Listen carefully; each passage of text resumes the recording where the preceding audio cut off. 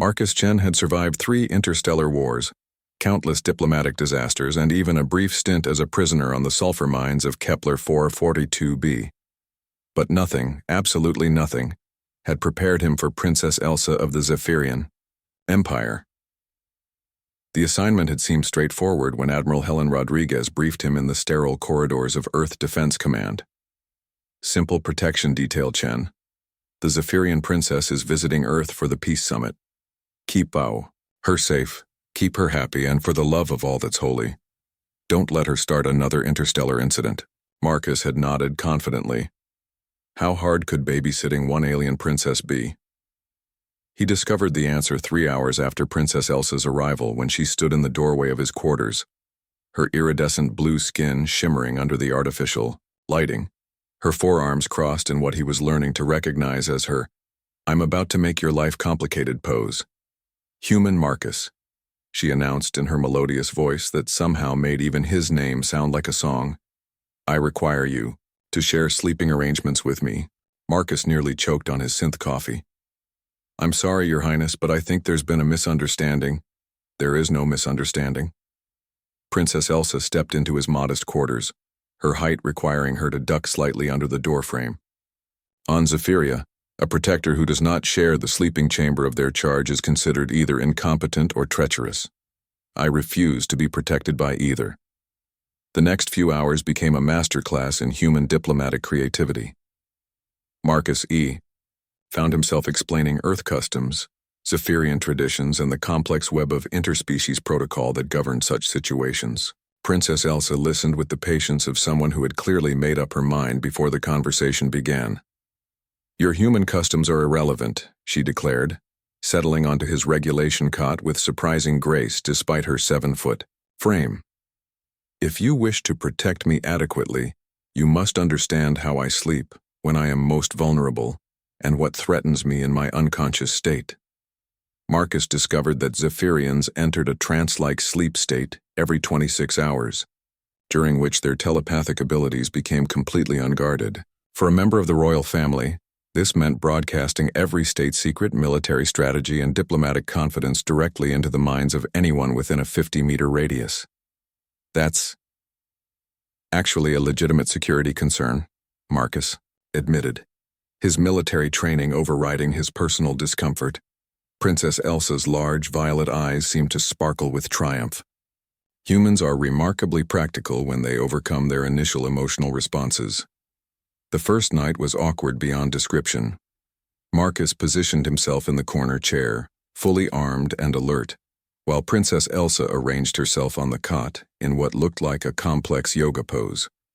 As she entered her sleep trance, Marcus felt the subtle pressure of alien thoughts brushing against his mind, fragments of memories, emotions, and information that would have been invaluable to Earth's enemies. But something else came through: the telepathic connection, loneliness, profound aching isolation that transcended species barriers. Princess Elsa, for all her royal authority and alien majesty, was barely past adolescence by Zephyrian standards.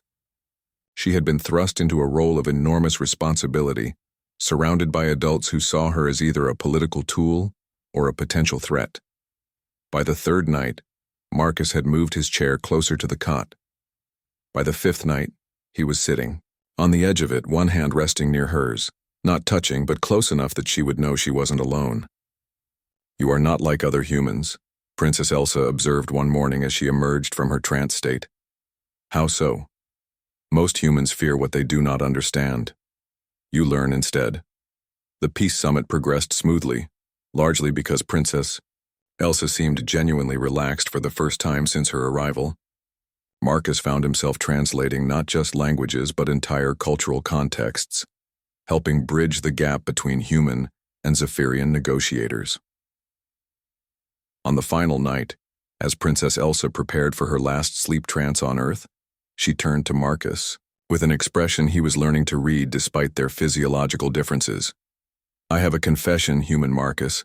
I could have used technological shielding to prevent telepathic leakage during sleep. Most Zephyrians do when traveling off-world." Marcus felt his eyebrows rise. "Then why?"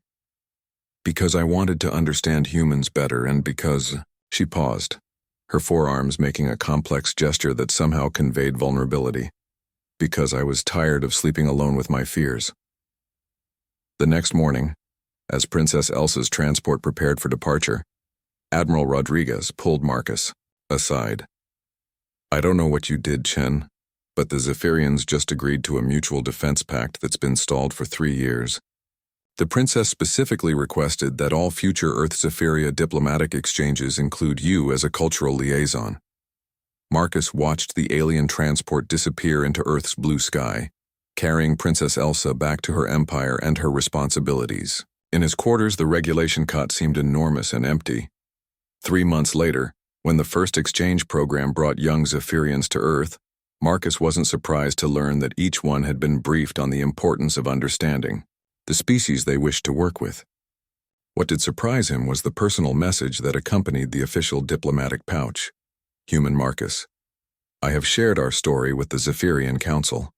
They have agreed that sometimes the best way to protect someone is to understand their dreams as well as their fears. Thank you for teaching me that strength and vulnerability can coexist. Princess Elsa, who no longer sleeps alone with her fears.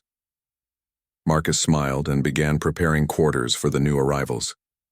In the vast, expanse of space, understanding was often the greatest weapon humanity possessed, and sometimes the greatest gift they could offer in return.